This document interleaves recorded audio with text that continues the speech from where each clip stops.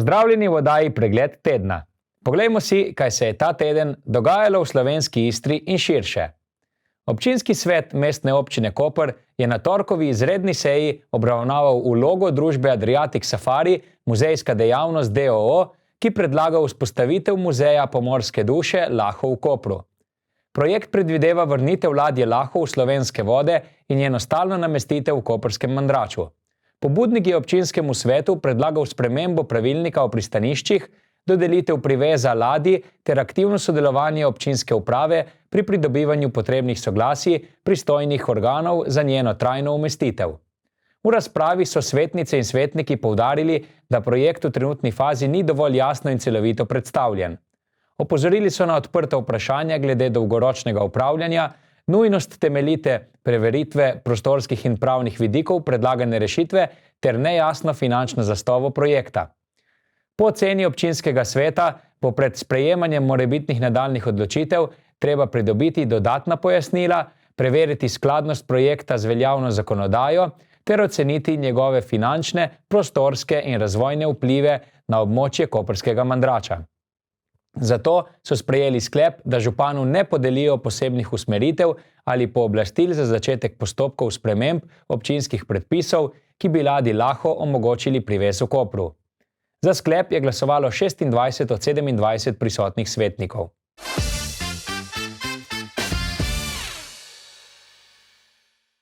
Mestna občina Koper in župnija Koper sta v ponedeljek zaznamovali ponovno delovanje mestne ure ter posodobljeno zvonjenje v koprskem zvoniku. Po obnovi notranjosti 54 metrov visokega zvonika na Titovem trgu je občina v sodelovanju z župnijo obnovila urni mehanizem na mestnem stolpu in sistem zvonjenja liturgičnih zvonov z konca 90. let prejšnjega stoletja ter historičnega zvona iz leta 1333, ki je najstarejši še delujoči zvon v Sloveniji.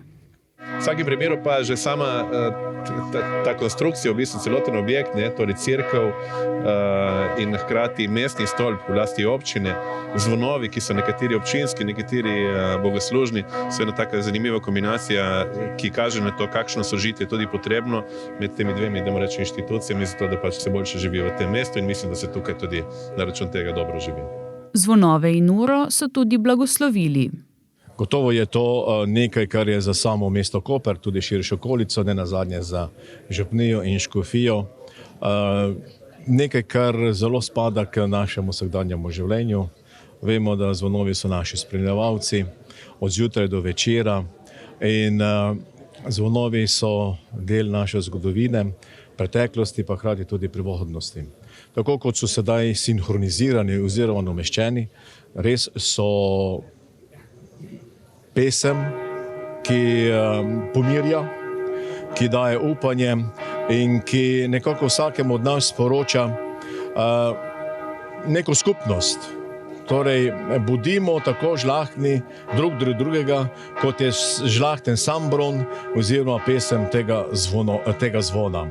In Bog daj, da bi zvonovi v Kopru oznanjali čim več lepih dogodkov, pa ne tragičnih, kot so recimo pogrebi in podobne reči. Obnovo zvonov je izvedlo podjetje Krn d.o.o., specializirano za zvonove in uravnavanje zvonjenja. Strokovnjaki so na zvonovih zamenjali kemblje, ki so poškodovali bron, ter vgradili lesene jarme in traverze, s čimer so zmanjšali vibracije in neželene zvočne frekvence. Vzpostavili so tudi novo elektroniko in sistem krmiljenja zvonjenja ter mehanizem za bitje stolpne ure. Od danes naprej bo v tem zvoniku bojo 3 zvonovi vsake 15 minut bil uro in to jo bojo bil tako, kot je stara stolpna ura, ki se je ročno navijala bila.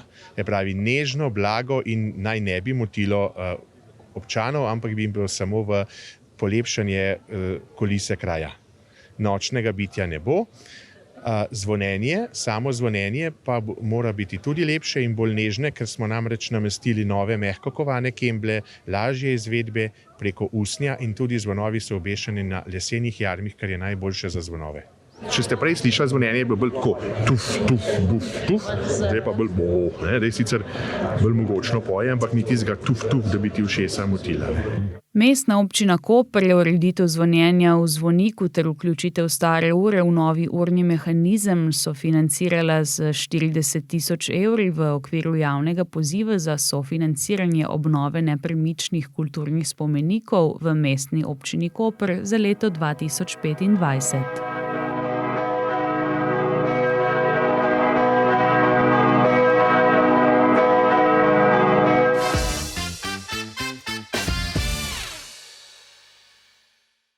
Pred dnevi so se na predstavitvi pomembnih naložb, ki jih je družba Luka Koper Impo uspešno izvedla v letošnjem letu, zbrali vodstvo omenjene družbe, uprava Luke Koper ter poslovni partnerji. Dogodek je zaznamoval tudi simbolični krst novega plovila Gaja. Sprva je predsednica uprave Nevenka Kržan izrazila navdušenje in zadovoljstvo nad uspešno izvedenimi naložbami hčerinske družbe. Poudarila je, da so naložbe v hibridna in električna vozila, sodobno opremo ter energetsko sanacijo objektov pomemben korak k zmanjševanju okoljskih vplivov in krepitvi zanesljivosti pristaniških storitev. Direktor Luke Koper Impo Robert Kranc je nato napovedal še 2 naložbi za prihodnje leto, in sicer električni kombi Renault za pobiranje ladijskih odpadkov ter električni avtobus Mercedes za prevoz zaposlenih v Luki Koper. Osrednji dogodek pa je predstavljala najnovejša pridobitev, in sicer plovilo Gaja, ki je v pristanišče vplulo v začetku decembra. Izdelano je bilo na Korčuli, dolgo je skoraj 12 metrov z nosilnostjo do 15 ton. Namenjeno je zbiranju ladijskih odpadkov, zato bo pomembno prispevalo k okoljsko odgovornemu delovanju pristanišča.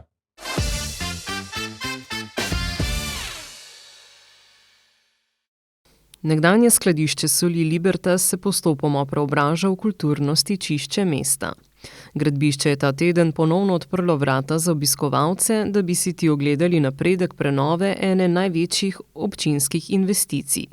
Objekt Libertas, kot vidite, je že dobil del strehe, torej se zapira počasi objekt, vrata, okna ostajajo še zaenkrat odprtine.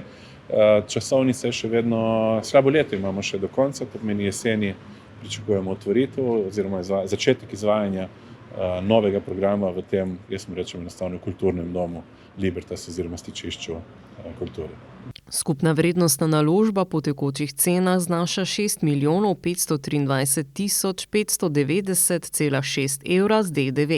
Od tega bo občina skoraj 3,5 milijona prejela kot nepovratna evropska sredstva iz mehanizma celostnih teritorialnih naložb, preostali del pa bo financirala iz lastnih sredstev. Seveda, dober del celotnega stroška je tudi opremljen celotnih prostorov, tako da bo primeren za to, da se lahko izvaja vse aktivnosti, od različnih koncertov do prireditev, do stojišč in sedišč in vseh ostalih stvari, ki pač pašejo notri. Vse je poskrbljeno, vse je v sklopu te cene. Po izvedbi rušitvenih del, izkopov in arheoloških izkopavanj, ki so prinesla tudi nova spoznanja o zgodovini Kopra, je izvajalec del, podjetje Makro 5 gradnje, namestil novo nosilno jekleno konstrukcijo, trenutno pa izvaja dela na strehi. Je kar nekaj izzivov, s katerimi se spoprijemamo skozi gradnjo. Eden je bližina ceste in promet, drugo je, kot ste že opazili in videli predhodno, arheološka najdišča, kar so najdli kolegi. In mislim, da kljubujemo vsemu, kar se da dobro, in časovnica poteka po planu, tako da mislim, da bomo zaključili v predvidenem roku. Obodni zidovi so nekako fasada objekta, ki držijo v bistvu samo sebe. Kar vidite zdaj, to jekleno konstrukcijo, je v bistvu objekt v objektu. Nosi sebe in nosi streho. Streha praktično leži komplet na teh jeklenih stebrih. Obodni zidovi niso z novo konstrukcijo obremenjeni praktično nič. Libertas, stičišče kultur, bo svoja vrata predvidoma odprl v drugi polovici prihodnjega leta.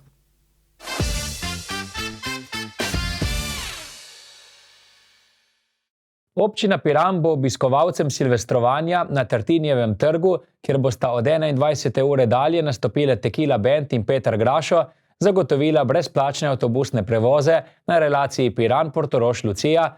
Med 21. in 4. uro bosta vozila 2 večja avtobusa, eden po voznem redu, drugi pa po potrebi, glede na število potnikov. Brezplačni avtobus, ki sicer povezuje Trtinjev trg in Fornače, bo po 21. uri vozil le do glavne avtobusne postaje v Piranu. V četrtek 1. januarja bo zaradi koncerta skupine Kingston ob 16.30 in ognjemeta ob 18. uri v Portorožu med 16. in 20. uro vzpostavljena popolna zapora ceste, obala na odseku med križiščema s Koprsko cesto in prečno potjo v obe smeri. Obvoz bo urejen s prometno signalizacijo.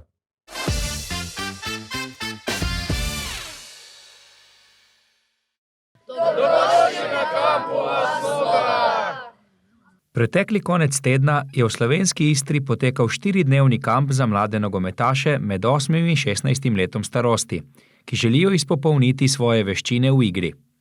As v nogah je akademija, ki jo vse od leta 2008 organizira nekdanji slovenski reprezentant in selektor mladih reprezentanc Branko Zupan, ki poleg zimskega vsako leto organizira tudi poletni kamp. Ja, imamo 2-krat na leto, poletni je ločeno za igralce in ločeno za vratarje, pod zakleni vrata za vratarje, za igralce postane nogometni as. Zimski pa Piran, Izola, tudi Koper, izbiramo lokacije, ker je tudi se da v decembru trenirati in pred temi prazniki poskušamo otrokom še predati nekaj teh nogometnih veščin, da se pri tem zabavajo in da zaključijo sproščeno tudi v okviru nogometa svoje leto. Odkot se prihajajo, koliko so stari?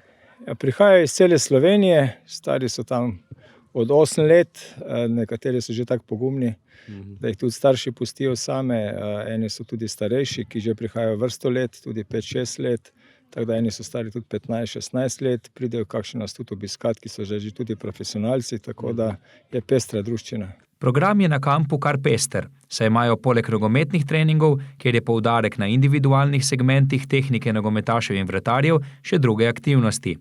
Zvečer je tako na sporedu tudi kopanje v bazenu, po večeri pa sledijo družabni večeri. V dopoldanskem času pa ne gre brez gimnastike, ki je pomemben dejavnik v svetu športa. Gimnastika je en sestavni del, ki jo tukaj dosti poudarjamo in tudi usmerjamo, da bi jo izvajali izven tega procesa v okviru klubskega dogovora, kakorkoli. Se gimnastika le predstavlja ena od baz, kjer razvijajo celotno telo s pomočjo raznih teh gibalnih spretnosti in so potem tudi lahko boljši v nogometu. Treningi so na kampu tudi posneti, tako da lahko mlade nogometaše usmerijo tudi s pomočjo videoanaliz, kjer se posvečajo pomembnim detajlom. Na treningih, ki letos potekajo v Piranu, je moč zaslediti tudi zanimive pripomočke in naprave, ki pripomorejo k osvajanju nogometnih veščin. Eno takih je izumil tudi naš sogovornik. Ja, to je naprava, ki sem si jo jaz zamislil predvsem za razloga, to je jumping, ki je sestavljen iz 3 kvadrov. Lahko ga koristijo tudi nekako v obliki 1., 2., 3. mesto in ima zraven to teleskopsko tako palco, ki se lahko dviguje na različne višine in se lahko izvajajo prilagojeno udarci z glavo, vole udarci. Obenem se pa uporablja tudi za skočnost, za odrivno moč, lahko delajo globinske skoke, bočne preskoke, tudi določene vaje za hrbet ali notranje te stegenske mišice, zadnjo ložo in tako dalje, zadnje stegenske. Tako da raznovrstna vadba je možna na tem rekvizitu. Kaj pa otroci najraje počnejo na treningih? Najbližje jim je ta igra 1-1, strelje na gol. Seveda radi igrajo, pokažejo te veščine, ampak mi jih spodbujamo, da se zavedajo, kakšna količina vadbe je potrebna, oziroma ponovitev, da eno tehnično veščino res obvladajo in ob temu seveda potem radi igrajo in se med sabo primerjajo, kdo je boljši in tako dalje. Na koncu pa tudi radi izvajajo te razne nesmetrovke, proste strele in tako dalje. Najboljše pa je, da o kampu povprašamo glavne akterje. Jaz sem bil vedno golman in navdušilo me, ker sem veliki, pa ata še mi je predlagal. Želim biti enkrat veliki vratar. Je tudi ata igral v nogomet? Ja, samo on je igral v veliko klubih. Kako ti je všeč tukaj obala, Piran, Koper? Pa zelo v redu je. Ni tako zelo mrzlo, kot pa v Mariboru. Si prvič na akademiji od Brankota? Si še na kakšni druge mogoče kdaj bil? Ne, nisem četrtič, nisem še bil na nobeni drugi akademiji, razen tukaj. Kako se spreminja iz leta v leto? Rekel si, da si bil že 4-krat, je vedno isto, se kaj spremeni? Ja, se spremeni, samo se kar spremeni, vedno boljši postavam in zdaj sem prišel še bolj izpiliti nekaj. Kaj pa treningi so podobni kot vsaka leta, ali se kaj spremenja, tudi nekaj novih naprav imate? Ja, se spreminja, ja, kot naprimer za vole ali pa za glavc, za maršet bit, pa tako. Za konec nam je Branko Zupan še zaupal, zakaj se je odločil za ustanovitev svoje akademije ter kako gleda na prihodnost slovenskega nogometa. Da sem pa sploh s tem projektom začel, je ena ključnih zadev, da ko sem končal kot selektor na Nogometni zvezi 2008, sem hotel nekaj svojega izvajati, da lahko izvajam v kontinuiteti, tako da je tudi tukaj dosti individualnega dela s posamezniki.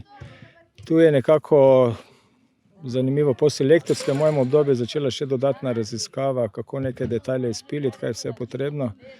Tako da zdaj po 17 letih sem nekako pripravljen za iti spet na tržnico nogometno, če se malo pohecam.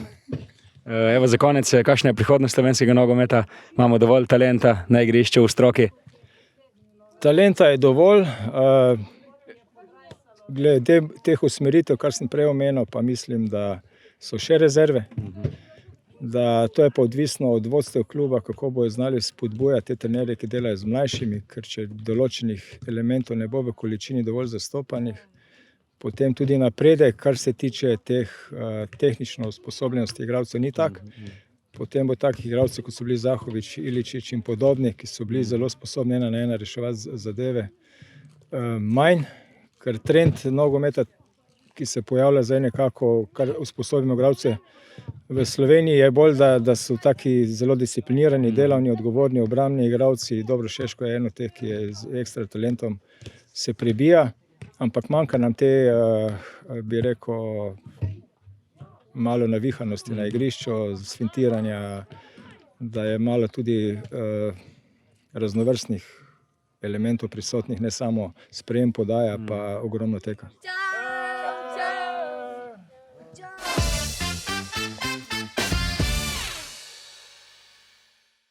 Za rokometašicami Žurt Kopra je fantastični prvi del sezone. Potem, ko so se lani vrnile v prvo slovensko ligo in nabirale prepotrebne izkušnje, jim gre v letošnji sezoni nadvse odlično. V državnem prvenstvu so varovanke Željka Zirduma slavile na prav vseh 8 tekmah in so tako točkovno izenačene z vodilno ekipo prvenstva, serijskimi prvakinjami Krimom. Do konca rednega dela bodo po novem letu odigrale še 4 tekme, na kar bo sledila Liga za prvaka, kjer se bo 6 ekip pomerilo po dvokrožnem sistemu. Tiha želja Koprčank ostaja nastop v evropskih tekmovanjih v naslednjem letu, kamor se lahko uvrstijo tudi z dobrim rezultatom v pokalnem tekmovanju.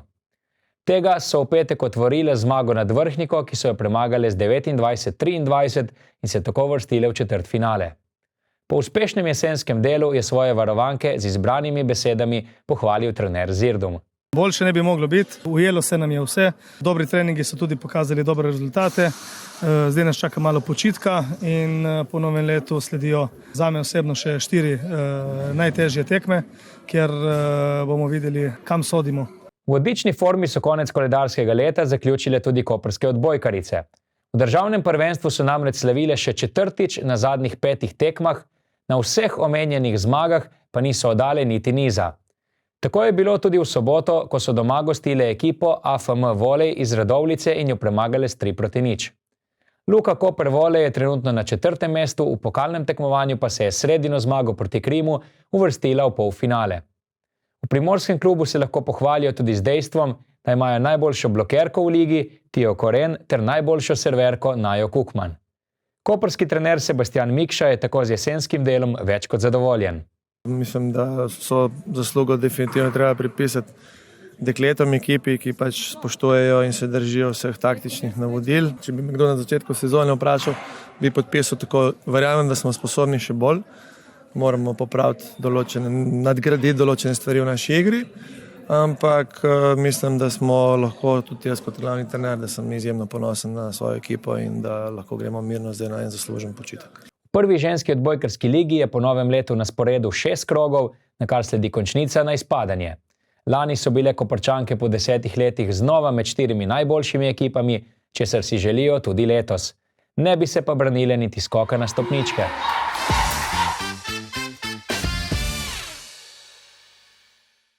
Slovenski nogometni vratar Jan Oblak je na začetku tedna znova dokazal, zakaj sodi v sam vrh svetovnega nogometa.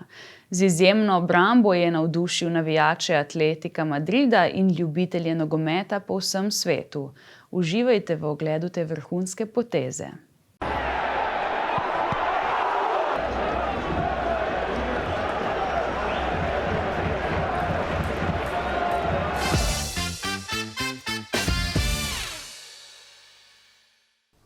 Pozdravljeni v novi ediciji kulturnega napovednika. V zadnjih dneh decembra se obala prelevi v živahno prizorišče za vse generacije.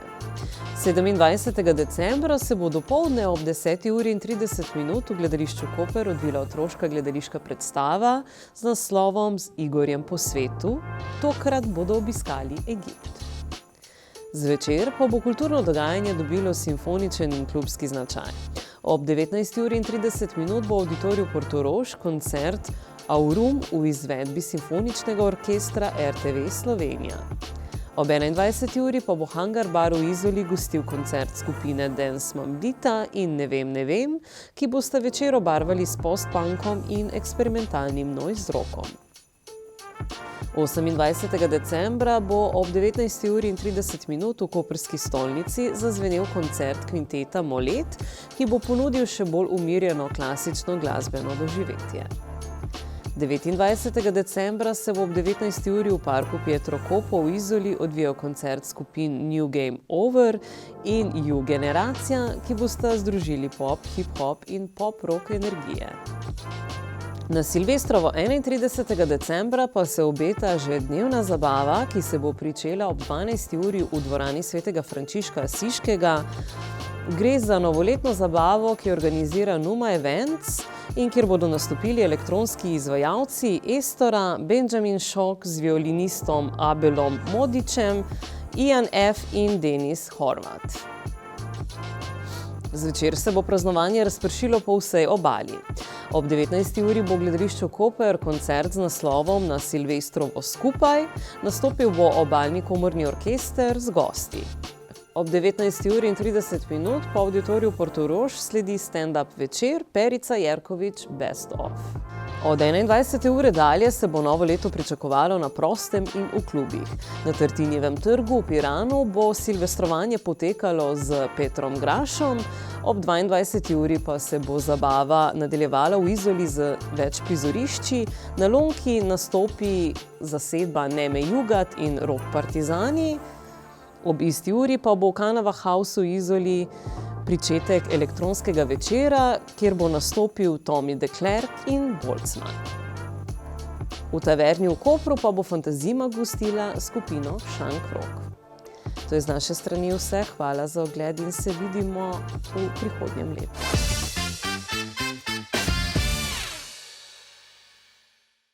To je bilo za danes vse. Hvala za pozornost in lep pozdrav do prihodnjič.